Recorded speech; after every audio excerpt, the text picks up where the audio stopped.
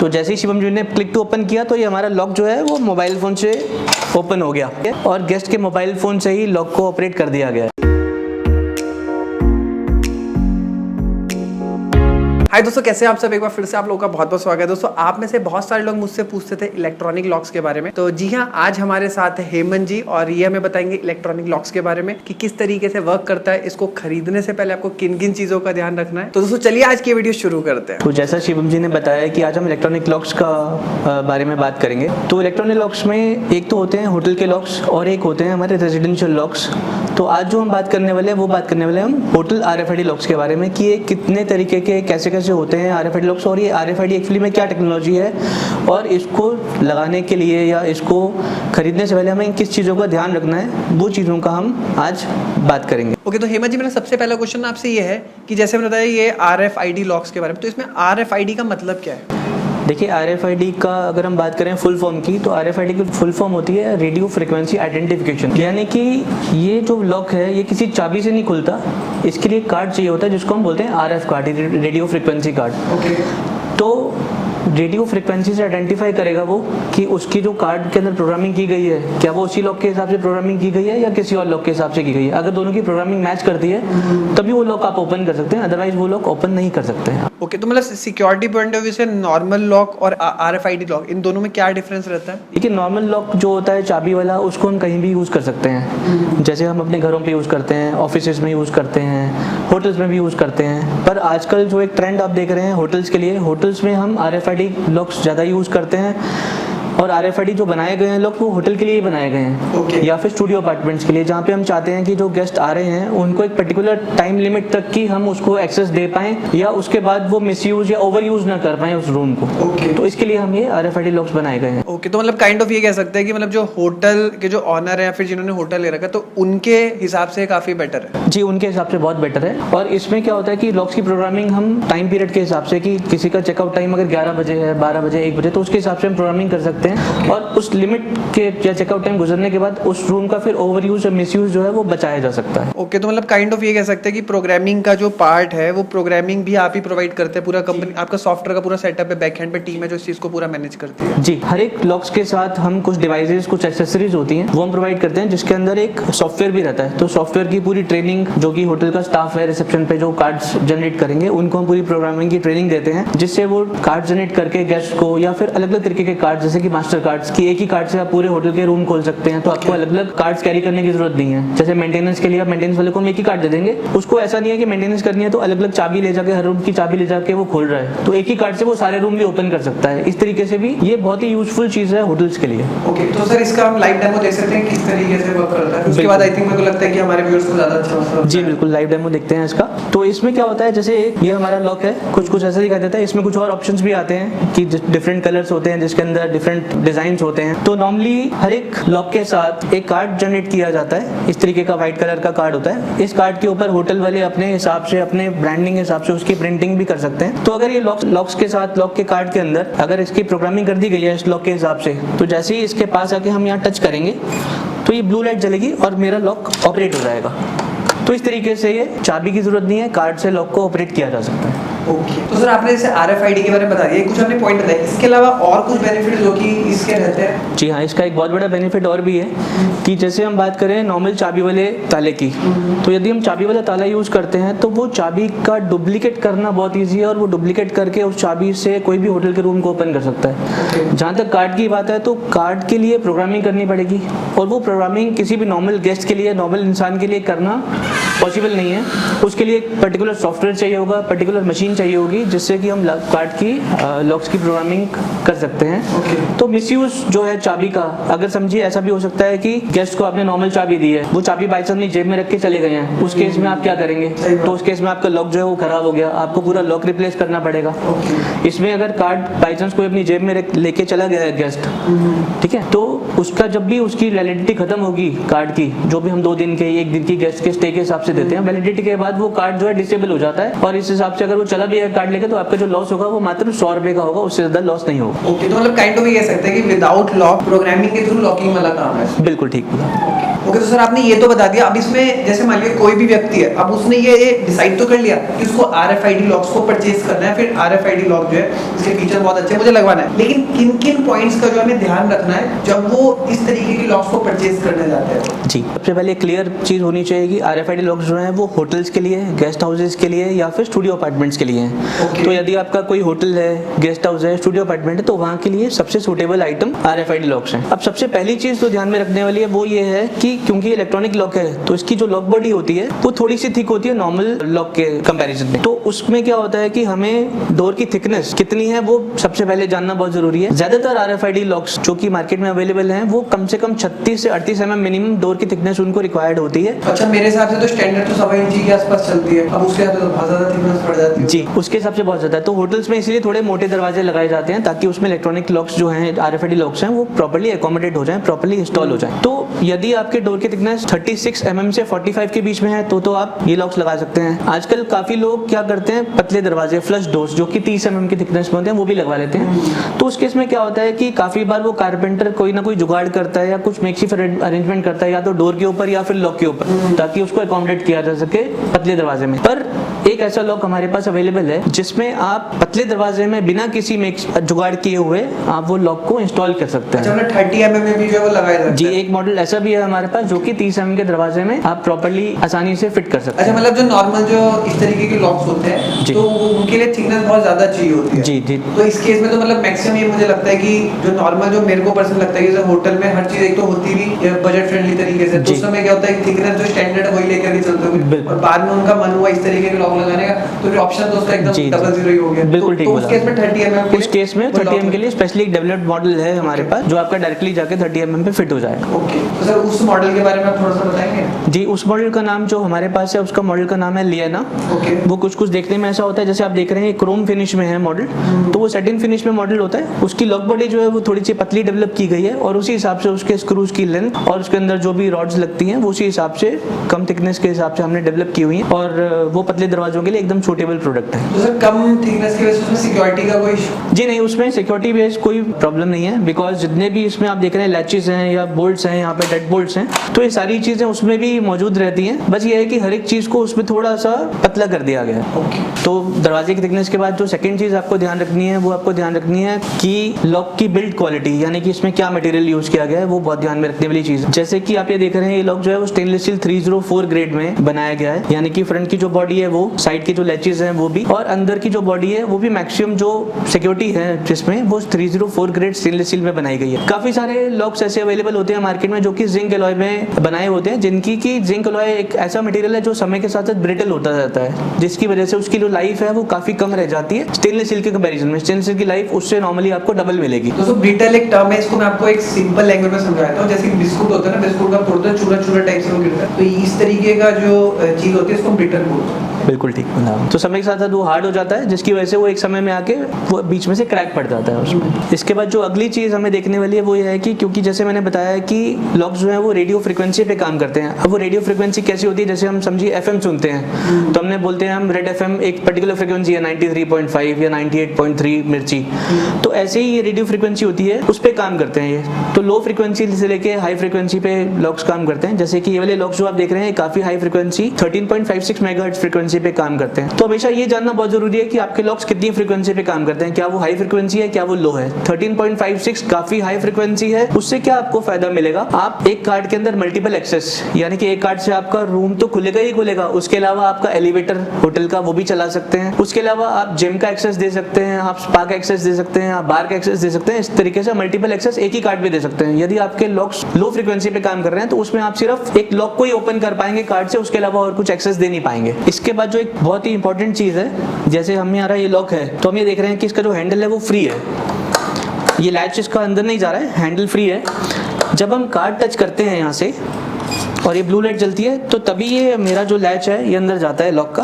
तो ये handle free होना बहुत जरूरी है। कई बार क्या होता है कि किसी लॉक्स में हैंडल अपनी जगह पे जाम होता है, जब हम कार्ड को टच करते हैं उसी समय हैंडल और लैच आपस में एंगेज होके वर्क करता है। कई बार क्या होता है कि गेस्ट ने कार्ड टच तो किया पर लॉक ऑपरेट नहीं हुआ और उसने झटका मारा हैंडल को। अगर हैंडल आपका जाम है यहाँ पे और झटका मारने से उसके अंदर की पिन टूट सकती है, जिससे कि आपका जो लॉक है वो आपका वेस्ट हो सकता है या उसको मेंटेनेंस की जरूरत पड़ सकती है। तो हैंडल फ्री होना बहुत ज़रूरी है, ताकि कोई झटका भी अगर मारे तो उस केस में लॉक को कोई डैमेज ना हो। जो अगली चीज़ देखने वाली है वो ये कि जैसे इसमें आप देख रहे हैं लैचेज हैं, इसको हम लैच बोल्ट बोलते हैं और इसको हम सेफ्टी बोल्ट बोलते हैं, और नीचे एक है जिसको हम डेड बोल्ट बोलते हैं। तो ये देखना भी बहुत ज़रूरी है कि तीनों लैचेज बहुत ही स्मूथली वर्क कर रहे हो, ऐसा ना हो कि ये कभी फंस के काम कर रहे हो। इनका स्मूथली काम करना बहुत ज़रूरी है। तीसरा, जब हमारा ये बोल्ट डेड बोल्ट जो कि सिर्फ अंदर से लॉक किया जा सकता है, अगर ये बंद है तो अंदर से हैंडल जब हम प्रेस करते हैं तो एक ही बार में तीनों के तीनों लैचेज तीनों बोल्ट्स अंदर जाने चाहिए। ऐसा ना हो कि हम पहले इसको एक बार बंद करें और फिर लैच को हम रिट्रैक्ट करें। तो ये देखना भी लॉक के अंदर बहुत जरूरी है कि अंदर से हमें हमेशा सिंगल पॉइंट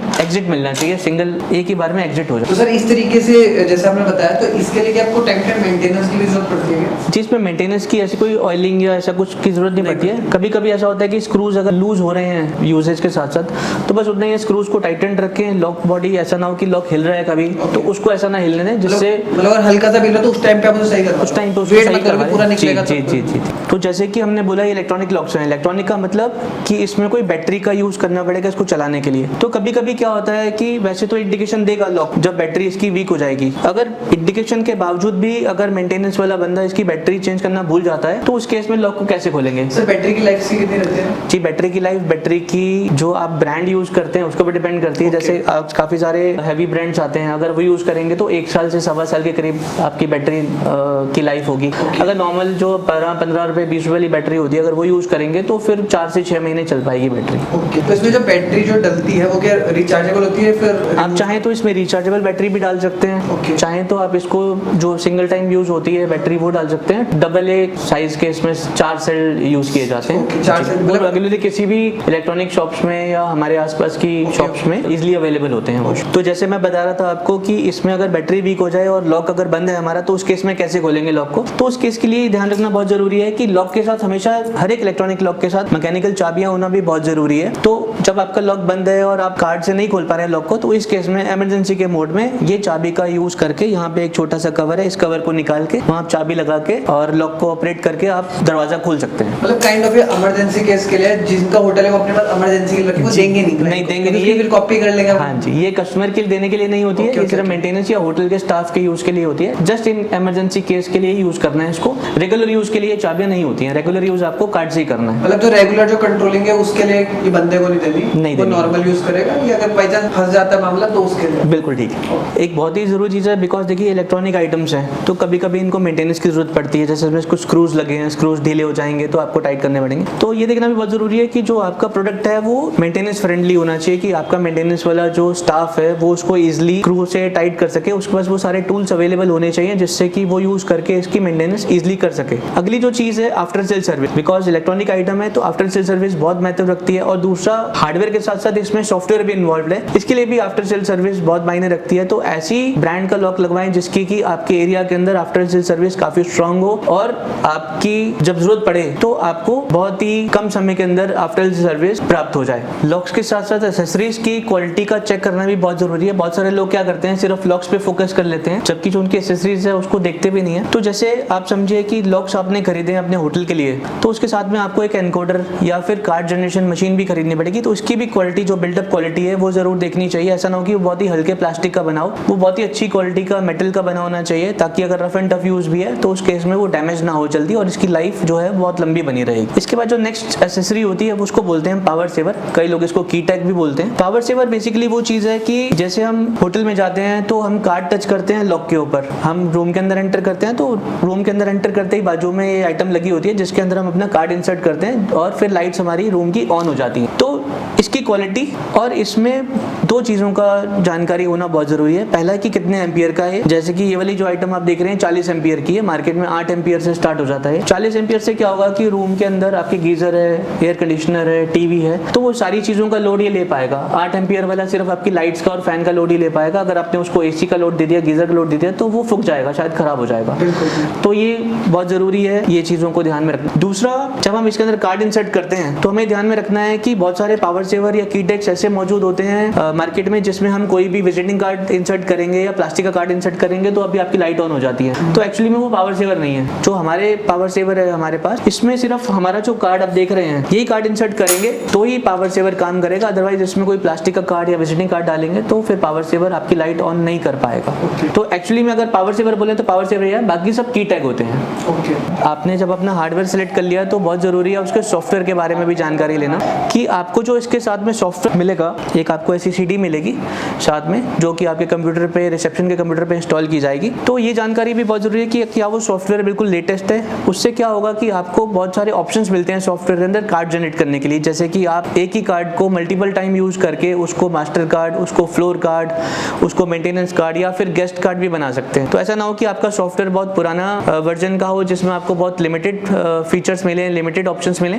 तो ये चेक करना बहुत जरूरी है कि आपको जो सॉफ्टवेयर ले रहे हैं वो एकदम लेटेस्ट वर्जन का सॉफ्टवेयर होना चाहिए। तो एक और चीज़ जो आपको सब बहुत इंपॉर्टेंट ध्यान में रखनी है वो ये है कि लॉक्स आपकी कौन सी टेक्नोलॉजी पे काम करते हैं। तो टेक्नोलॉजी जो है वो हमेशा लेटेस्ट होनी चाहिए। आजकल जैसे आप देख रहे हैं कोरोना का टाइम है तो काफ़ी लोग चाहते हैं कि हम कम से कम चीज़ों को अपने हाथ से टच करें, टचलेस में ज़माना आ रहा है। तो आप देख रहे हैं ज़्यादातर चीज़ें आजकल अपने मोबाइल पे आ रही हैं, हम बैंकिंग, हम अपनी सारी शॉपिंग मोबाइल पे कर रहे हैं। तो हम होटल की जो फीचर्स हैं, होटल का जो लॉक है वो क्यों नहीं हम मोबाइल से खोल सकते हैं। तो जो ये लॉक्स आप देख रहे हैं ये इतने एडवांस लॉक्स हैं कि हमारा जो बेसिक मॉडल है या जो स्टार्टिंग रेंज है उसको भी हम एक टचलेस RFID लॉक में या टचलेस होटल लॉक में कन्वर्ट कर सकते हैं। तो आइए हम अब उसका डेमो लेंगे। तो आइए अब हम एक डेमो करते हैं जिसमें हम बताएंगे कि जो हमारा बेसिक मॉडल का लॉक है उसको भी हम कैसे next generation technology RFID hotel lock में हम अपग्रेड कर सकते हैं। यानी कि नेक्स्ट जनरेशन का मतलब यह है कि उसको कार्ड तो उसमें है ही है, पर उसके एडिशन में, कार्ड के एडिशन में हम गेस्ट के मोबाइल फोन पे ही चाबी भेज के गेस्ट के मोबाइल फोन से ही हम अपने लॉक को ओपन कर सकते हैं, जो कि एक टचलेस लॉक में कन्वर्ट किया जा सकता है। तो ये एक डेमो है, यहाँ हम दिखा रहे हैं। ये सारा डैशबोर्ड जो है होटल का वो मोबाइल पे आ जाता है। तो जो रूम्स हमारे पास अवेलेबल हैं वो ग्रीन होते हैं, जो रूम्स हमारे ऑक्यूपाइड हैं वो रेड होते हैं। तो जैसे ये इसका एक रूम नंबर हमने अलॉट किया हुआ है 209। चेक इन में जब 209 को हम क्लिक करेंगे तो यहाँ पे वो मोबाइल नंबर मांगेगा। तो मैं शिवम जी का मोबाइल नंबर ले लूँगा 706047, ये आ गया मोबाइल नंबर इनका। और यहाँ पे चेक इन डेट जो कि आज की है वो दे दी, और चेकआउट डेट जितने भी दिन का गेस्ट ने आपसे चेकआउट स्टे लिया है उसको चेकआउट डेट में देके, समझिए हमने एक दिन का स्टे दे दिया उनको, और चेकआउट टाइम भी आप इसको एडजस्ट कर सकते हैं। जैसे यहाँ 12 बजे का टाइम दिया हुआ है और उसके बाद हमने सिर्फ चेक इन कर देना है यहाँ से। और जैसे ही हम यहाँ पे चेक इन करेंगे सो विद इन कुछ सेकेंड्स के अंदर ही शिवम जी के पास एक SMS आ गया, मेरे पास मैसेज आ गया। आपकी मैं ऐप जो है ओपन जी, इनके पास एक मैसेज आया जिसमें लिखा हुआ वेलकम फ्रॉम होटल का नाम लिखा होता है। उसमें रूम नंबर भी अलॉट कर दिया जाता है, जो उसमें रूम नंबर लिखा है कि रूम नंबर 209 में आ गए हैं। उन्होंने फिर हमारी ऐप, जो होटल की ऐप होगी वो डाउनलोड कर ली है, और उस ऐप में आप देखेंगे कुछ ऑप्शंस हैं, वो शिवम जी अब थोड़ा सा एक्सप्लेन कर देंगे क्या क्या ऑप्शंस हैं। सबसे पहला ऑप्शन लिखा है क्लिक टू ओपन लॉक, तो मैं इस पर क्लिक करता हूँ। तो जैसे ही शिवम जी ने क्लिक टू ओपन किया तो ये हमारा लॉक जो है वो मोबाइल फ़ोन से ओपन हो गया, ये देखिए।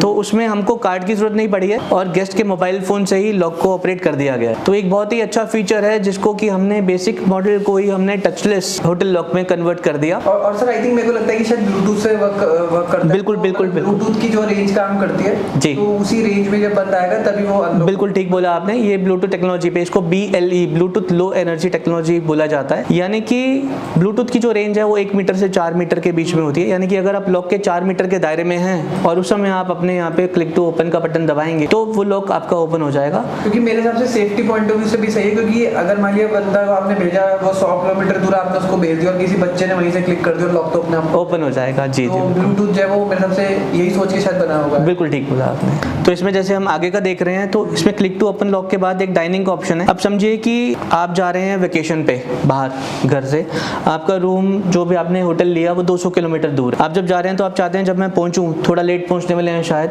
आप चाहते हैं कि मैं जब पहुंचूं तो मैं खाना अपने होटल में जाके ही खाऊं। पर अभी क्या सिचुएशन है, आप जब होटल में जाएंगे आप वहाँ से रिसेप्शन पे आके कार्ड लेंगे, कार्ड लेके रूम के अंदर जाएंगे, वहाँ पे एक उनका मेन्यू कार्ड रखा होगा, वो डायरी देखेंगे, फिर वो लैंडलाइन फ़ोन उठा के ऑर्डर करेंगे। तो आपके होटल के एंटर करने से लेके खाना आने तक का जो समय है वो करीब करीब 45 मिनट से 1 घंटे का समय होता है। पर आप चाहते हैं कि मैं जब जाऊँ तो मेरा टाइम वेस्ट ना हो, तुरंत मेरे को खाना मिल जाए।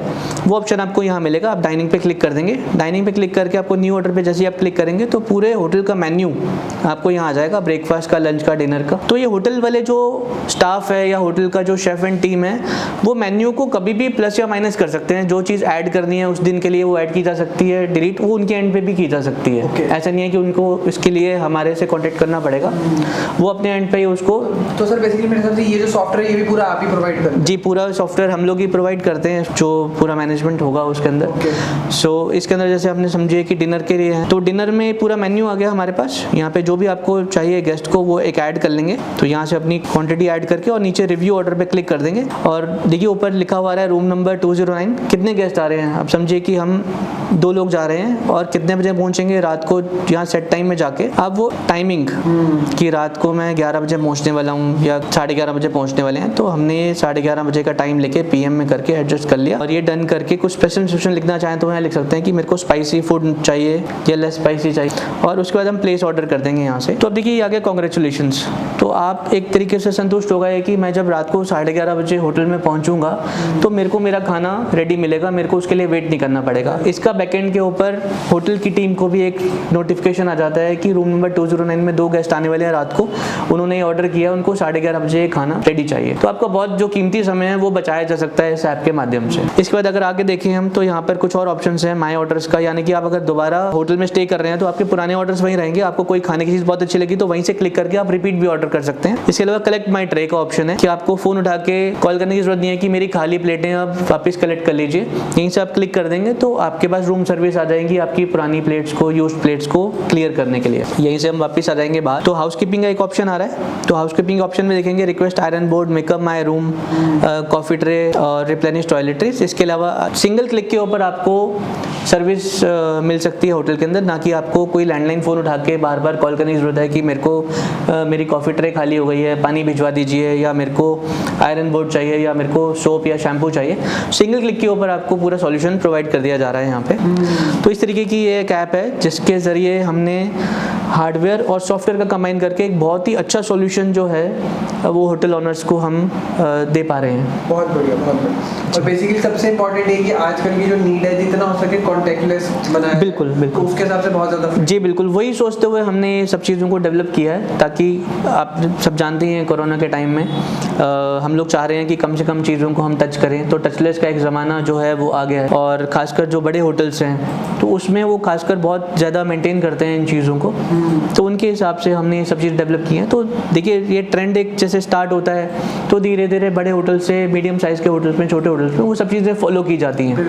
तो सर स्क्रीन पे आपको सर का नंबर मिल जाएगा, डिस्क्रिप्शन बॉक्स पे भी आपको सर का नंबर मिल जाएगा। अगर आपको कोई भी कंफ्यूजन है या फिर इस प्रोडक्ट से रिलेटेड कोई भी इशू है या फिर कुछ आप इसको लेना चाहते हैं या फिर कोई भी क्वेश्चन है RFID लॉक्स के रिगार्डिंग, तो आप इनसे कॉन्टेक्ट करके डेफिनेटली पूछ सकते हैं। तो दोस्तों मिलते हैं नेक्स्ट वीडियो में, तब तक के लिए जय हिंद, धन्यवाद।